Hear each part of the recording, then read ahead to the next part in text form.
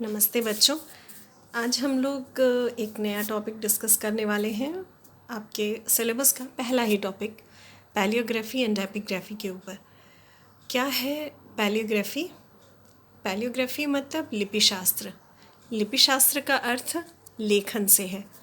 जो अक्षर हमें दिखाई देते हैं, जिस भाषा को द्योतित करते हैं, वो अक्षर उस भाषा के लिए संवाहक का काम करते हैं। भावनाओं को अभिव्यक्त करने के लिए जब लिखने की ज़रूरत पड़ने लगी, तब लेखन कला का विकास हुआ और ये जो अक्षर बनने लगे वो भावनाओं को बहुत ग्रेजुअली एक्सप्रेस करने का ज़रिया थे। इसलिए अक्षरों के विकास के बहुत सारे चरण बनने लगे। कोई अक्षर किस प्रकार लिखा जाता है, ये इस बात पर डिपेंड करता है कि उससे क्या ध्वनि, क्या पिक्चर उस सिविलाइजेशन के लोग ड्रॉ कर रहे हैं।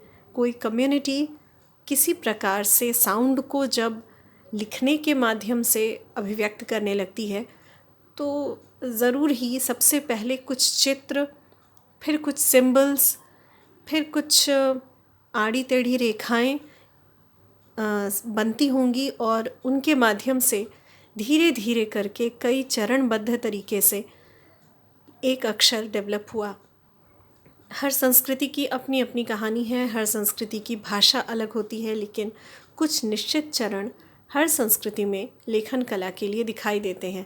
इन्हीं चरणों का अध्ययन करना लिपि शास्त्र का कार्य है। लिपि शास्त्र इन्हीं भाषा लिपिगत बदलावों को, उसकी उत्पत्ति और विकास को स्टडी करता है। क्या है लिपि शास्त्र? तो अगर सरल शब्दों में कहना चाहें, लेखन का विज्ञान ही लिपि शास्त्र है। द साइंस ऑफ राइटिंग, यानी लिखने के क्या तरीके हो सकते हैं, किन दो संस्कृतियों के आसपास होने की वजह से लेखन कला की शुरुआत हुई, विशिष्ट अक्षर आकार किस प्रकार से बनने लगे, उनमें खड़ी और पड़ी रेखाएं कैसे आने लगी, ये सारी चीज़ें अक्षरों को देख करके समझी जा सकती हैं। बहुत पुरानी संस्कृतियों की बात करें तो आपने मिस्र की संस्कृति की हायरोग्लिफिक लिपि को जाना है। आप मेसोपोटामिया संस्कृति की क्यूनिफॉर्म लिपि को जानते हैं और सैंधव सभ्यता की अपनी लिपि थी। और इन सबको कहा जाता है जनरली कि ये पिक्चरिस्टिक थी। हायरोग्लिफिक तो पूरी तरीके से चित्रात्मक थी, पिक्टोग्राफी के कैटेगरी में आएगी। पिक्टोरल लिपि है जिसमें जो अक्षर जो साउंड प्रोड्यूस करते हैं उसके लिए प्रयुक्त कर लिए जाते हैं। इस प्रकार लिखने का जो साइंस है, जो तरीका है, वही विज्ञान लिपि शास्त्र के अंतर्गत आता है। उसके बाद we study the origin, age, style, process of development and authenticity related issues in the subject. इस विषय से संबंधित जो कुछ संभावना है वो क्या है, कैसे लिपियों का जन्म हुआ, कितनी पुरानी है कोई अक्षर आकृति, उसका स्टाइल कैसा है, विकास के चरण क्या हैं या तरीके क्या हैं, और कितनी सही है कोई लिपि, कितनी ऑथेंटिक है, और उससे संबद्ध जो कुछ इश्यूज़ हैं वो सब इस शास्त्र के सीमा के अंतर्गत आते हैं। इसके बाद विकास तो लिपि का कई चरणों में हुआ होगा, कई सारे उसके स्टेजेस रहे होंगे।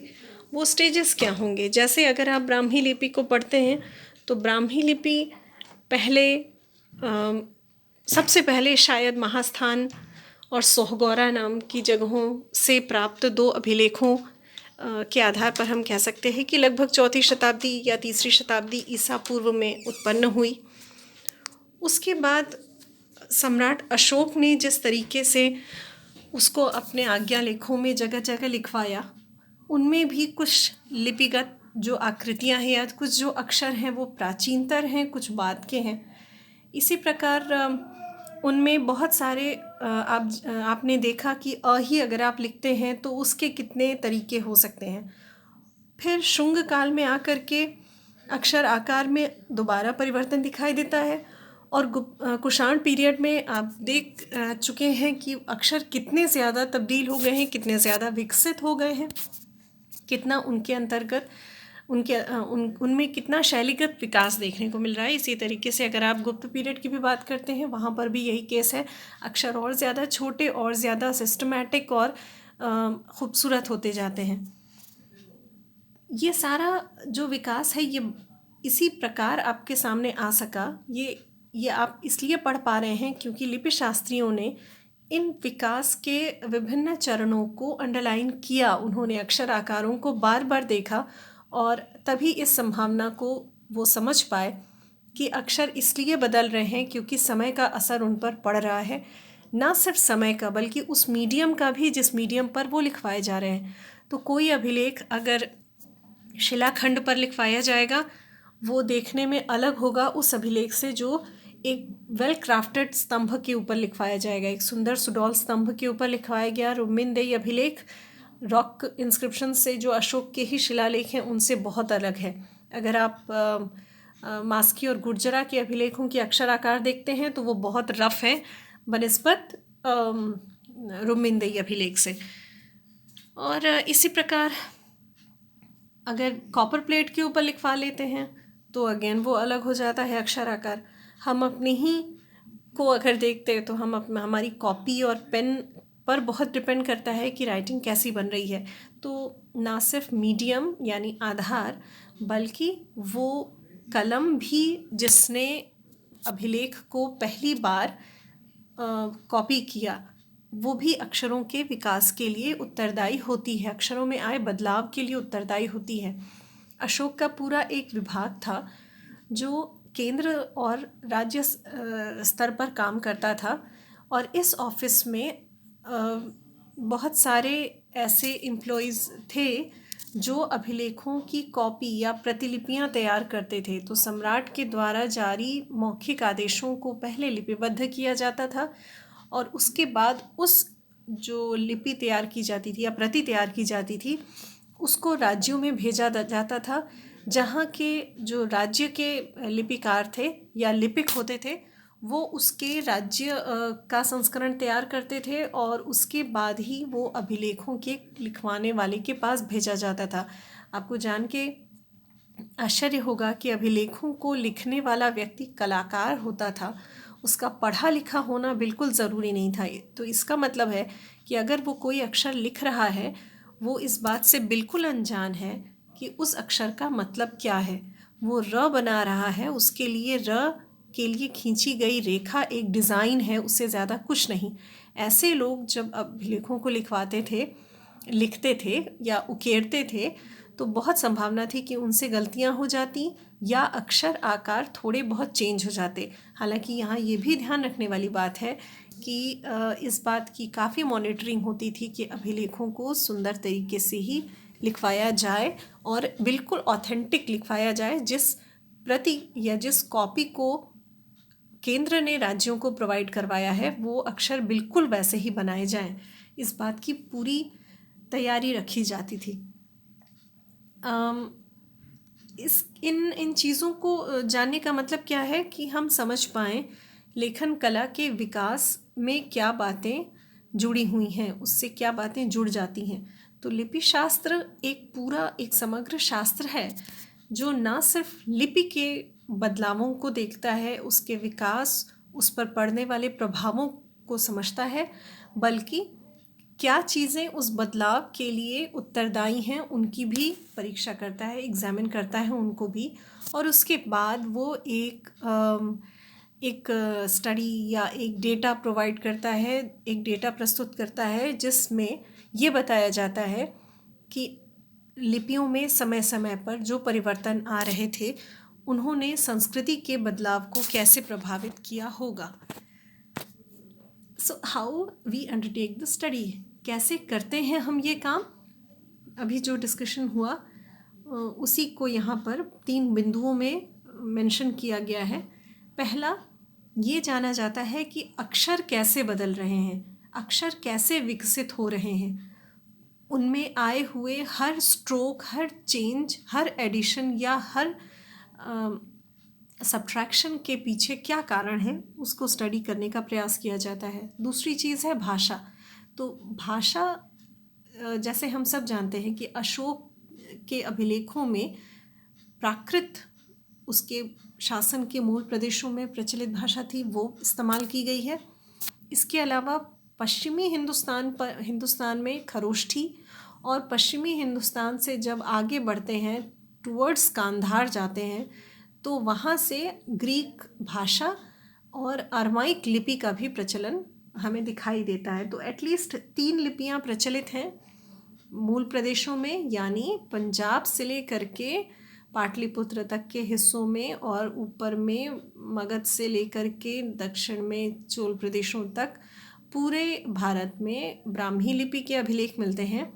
पंजाब पाकिस्तान वाले इलाके में खरोष्ठी लिपि के अभिलेख मिल रहे हैं, और अफ़गानिस्तान वाले इलाके में मुख्य तौर पर या कंधार के अभिलेख जो हैं वो द्विभाषिक हो जाते हैं और 2 भाषाओं में ये अभिलेख मिलते हैं, ग्रीक भाषा अरमाइक लिपि में और खरोष्ठी में।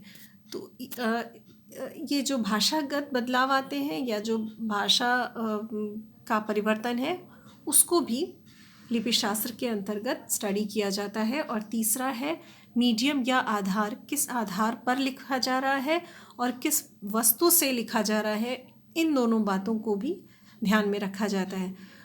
तो पहला है अक्षर यानी द आउटर अपीयरेंस, यानी जो कुछ दिख रहा है उसको स्टडी करते हैं लिपि शास्त्र में।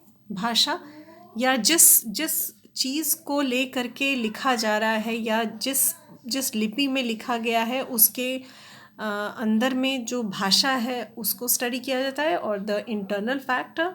और तीसरा है मीडियम या वो सरफेस जिसके ऊपर लिखा जा रहा है, जिस वस्तु से लिखा जा रहा है। ये 3 मुख्य चीज़ें हैं, मुख्य बातें हैं जो इस स्टडी का बेस तैयार करती हैं। Now what is epigraphy?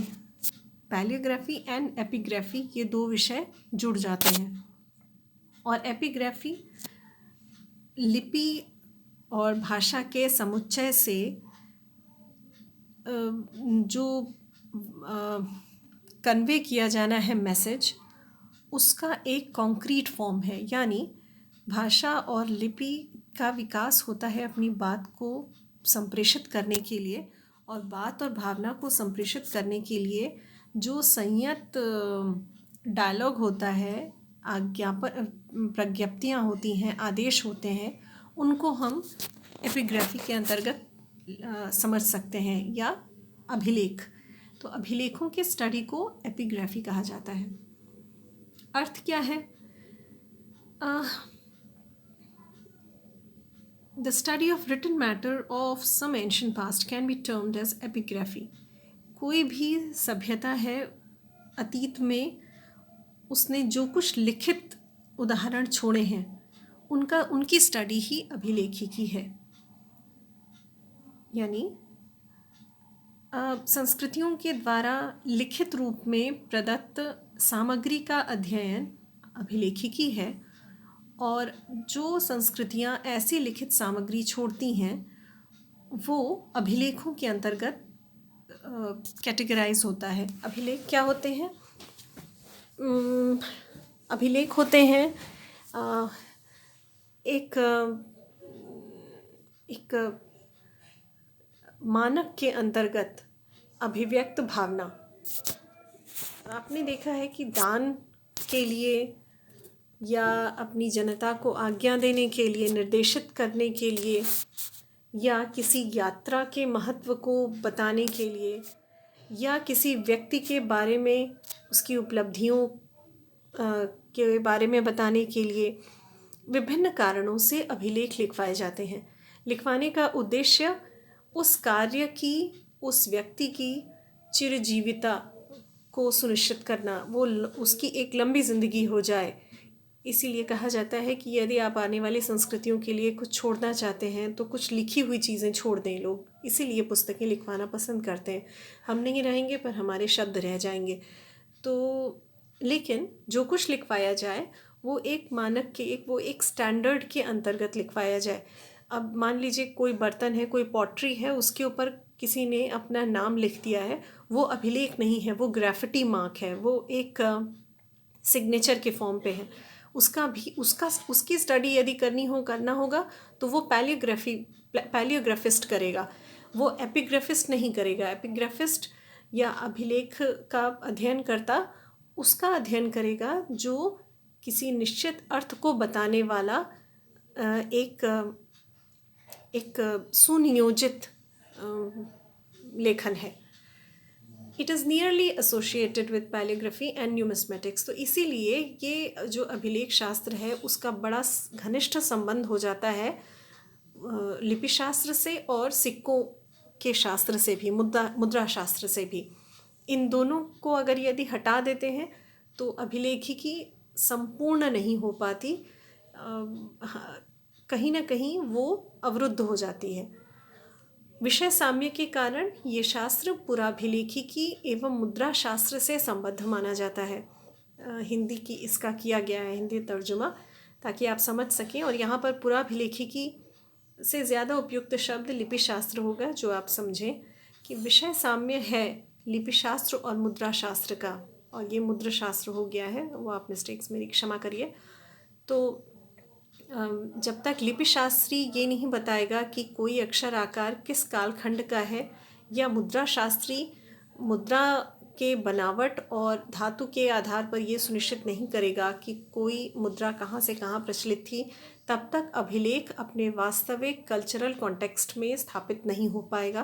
किसी अभिलेख की सांस्कृतिक जो रचना होती है वो अपने माहौल से बहुत ज़्यादा प्रभावित होती है, और उस माहौल का ज्ञान प्राप्त करना लिपि शास्त्र और मुद्रा शास्त्र के मदद के बिना संभव नहीं है।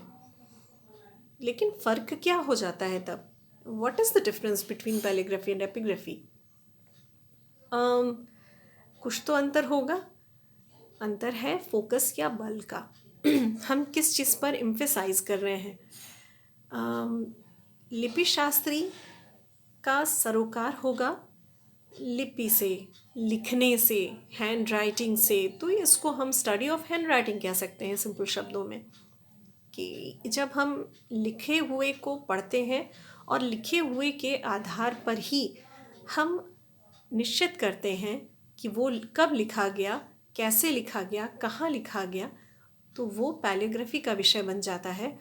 और जब हम लेखन या अभिलेख या विशिष्ट लेख का अध्ययन करते हैं तो वो एपिग्राफी या अभिलेखिकी की विषय वस्तु बन जाता है।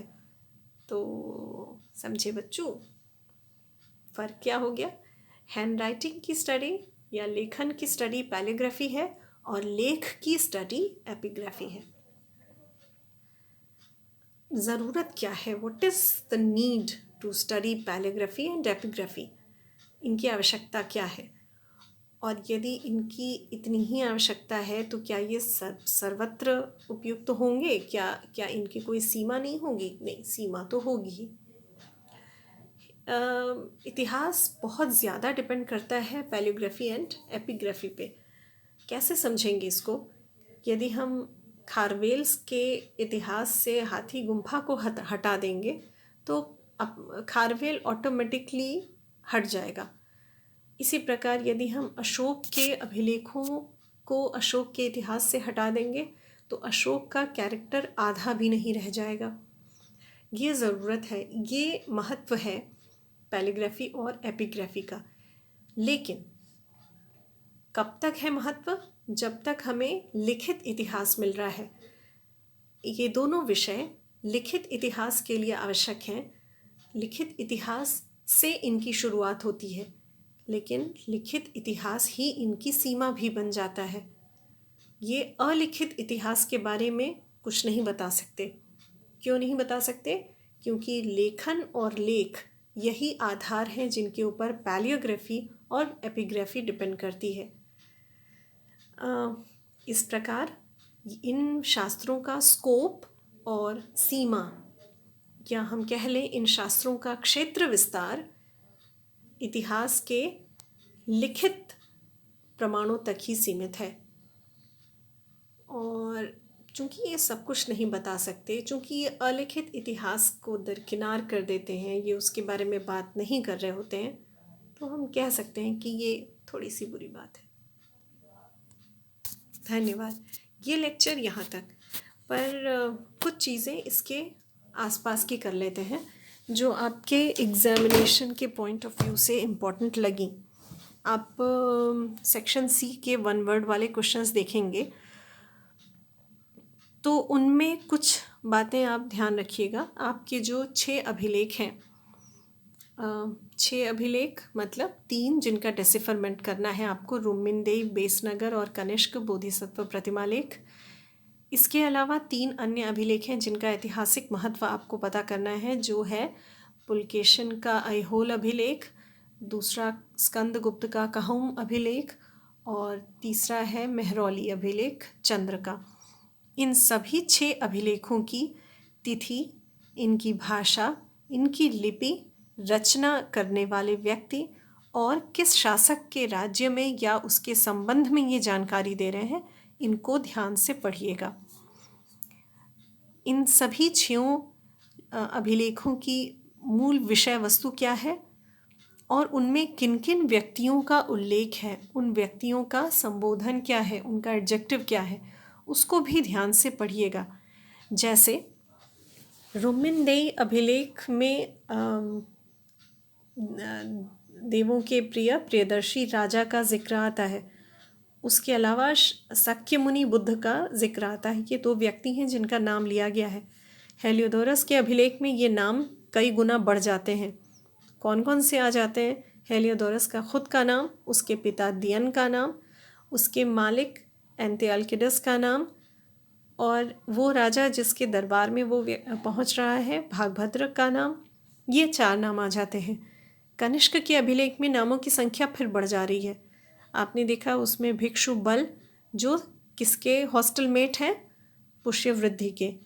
तो पुष्यवृद्धि, भिक्षु बल और एक भिक्षुणी बुद्धमित्रा, जो ये दोनों त्रिपिटक विद कहे गए हैं।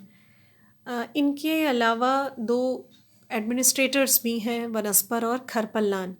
ये सारे नाम आपको याद करने हैं और ये भी याद करना है कि जो कनिष्क का मूर्ति अभिलेख, देखिए कनिष्क का मूर्ति अभिलेख बोधिसत्व प्रतिमा लेख 3 खंडों में है। मैंने आपको एक खंड बताया है और यही मेजर खंड है। इसके बाद एक एक लाइन का और 2 मिलता है जिसमें लिखा है, एक जो इसके बाद वाला अभिलेख है उसमें लिखा है कि महाक्षत्रप, खरपल्लान और वनस्पर। तो अभी इस जो आपको डिस्कस किया गया है आपके साथ, उसमें हम लोगों ने देखा क्षत्रप, वनस्पर और खरपल्लान का नाम जनरल लिख दिया गया, लेकिन बाद में वो करेक्ट किया गया और तब महाक्षत्रप खरपल्लान नाम आया और क्षत्रप वनस्पर नाम आया। ये चीज़ें आपको ध्यान में रखनी पड़ेंगी। और जब आप कहुम अभिलेख पे आते हैं स्कंदगुप्त के, तो वो अभिलेख जैनिज़्म से रिलेटेड है। वो जैन संप्रदाय के मानने वाले एक व्यक्ति के द्वारा लिखवाया गया है और उसमें भी कई सारे उसके पूर्वजों के नाम वहाँ पर मिलते हैं, तो उसको ध्यान से पढ़ लीजिएगा। और एक 2 अभिलेख 2 क्वेश्चंस थे जो मुझे लगा कि डिस्कस आपको करना चाहिए। पहला ये कि शीर्ष पिटक लिपि से आप क्या समझते हैं? तो कनिष्क वाले अभिलेख में हम लोगों ने डिस्कस किया था कि बॉक्स हेडेड लिपि कौन सी है। बॉक्स हेडेड का ही हिंदी नाम है शीर्ष पिटक, और ये दोनों इस्तेमाल किया गया है वाकाटकों के अभिलेखों के संदर्भ में। तो वाकाटक लिपि जो है उसके ऊपर एक हमें बॉक्स हेड मिलता है, वो शीर्ष पिटक नाम से प्रसिद्ध है। तो शीर्ष पिटक लिपि से क्या समझते हैं आप? वाकाटकों की लिपि शीर्ष पिटक लिपि कहलाती थी। 3 मुख्य संवत हैं जो आप भी जानते हैं। 57 ईसा पूर्व यानी 57 BC का विक्रम संवत, जिसके लिए 2 और नाम प्रचलित थे पहले। पहला कृत संवत और मालव संवत और विक्रम संवत, ये तीनों एक ही संवत के नाम हैं और ये संवत स्टार्ट होता है लगभग 57 BC में, कहीं कहीं 58 BC भी आपको मिलता है। इसके अलावा शक संवत है जो 78 AD में प्रचलित किया गया था, और एक अन्य बड़ा महत्वपूर्ण संवत है 319 AD का गुप्ता संवत। जो गुप्त चंद्रगुप्त प्रथम के एनेक्शन से स्टार्ट हुआ था। तो ये 3 मुख्य संवत हैं। गुप्त संवत को हम कभी कभी गणना की दृष्टि से वल्लभी संवत के समकक्ष पाते हैं। तो वल्लभी संवत सबसे ज़्यादा किसके निकट है? गुप्त संवत के। इसको ध्यान से तैयार करिएगा ना। अगर ये पूछता है कि कोई डेट दे दिया, सपोज 141 गुप्त संवत को वर्तमान संवत में, या अभी कैसे हम समझेंगे, या उसको परिवर्तित करिए। तो 141 गुप्त संवत प्लस 319 AD, यानी 319 प्लस कर दीजिएगा यदि गुप्त संवत को बदलना होगा वर्तमान समय में। और अगर इसी का उल्टा होगा तो आप क्या करेंगे? अगर दे दिया जाएगा, सपोज़ आपसे कहा गया कि 319 AD को आप गुप्त संवत में बदलिए तो क्या होगा, या 320 AD को गुप्त संवत में बदलिए तो क्या होगा? तब आप 320 में से 319 को घटा करके कहेंगे 1 ईस्वी। ठीक, तो ईस्वी में बदलने का फंडामेंटल यही है। अगर 141 गुप्त संवत है और उसको ईस्वी संवत में बदलना है तो उसमें 319 प्लस करिए। और अगर 320 ईस्वी को 320 ईस्वी को गुप्त संवत में बदलना है तो 319 को माइनस कर दीजिए। ठीक, और यही आपको शक संवत के संबंध में भी करना है। अगर कहा जाएगा 80 ईस्वी को शक संवत में बदलिए तो आप 80 में से 78 विड्रॉ कर लेंगे और बचेगा 2, तो आप कहेंगे 2 ईस्वी।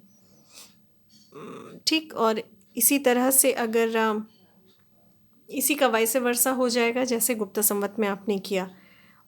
लेकिन विक्रम संवत जब आएगा तो उसमें थोड़ा ध्यान रखिएगा। वहाँ पर अगर पूछाएगा कि 141 विक्रम संवत को आप बदलिए ईस्वी संवत में, तो क्या करेंगे आप? तब वहाँ पर आपको 57 को घटाना पड़ेगा। तो 141 विक्रम संवत में से 57 को आप घटा देंगे, तब जाकर के आपको ईस्वी संवत मिलेगा। ऐसा क्यों? क्योंकि 57 BC है और बाकी 78 और 319 यानी शक और गुप्त संवत दोनों AD में आते हैं। तो इस चीज़ का ध्यान रखिएगा। इसके अलावा अगर आपको कुछ भी पूछना है तो निश्चित तौर पर आप कभी भी, हम लोग उसको डिस्कस करते हैं। Thank you, have a good day.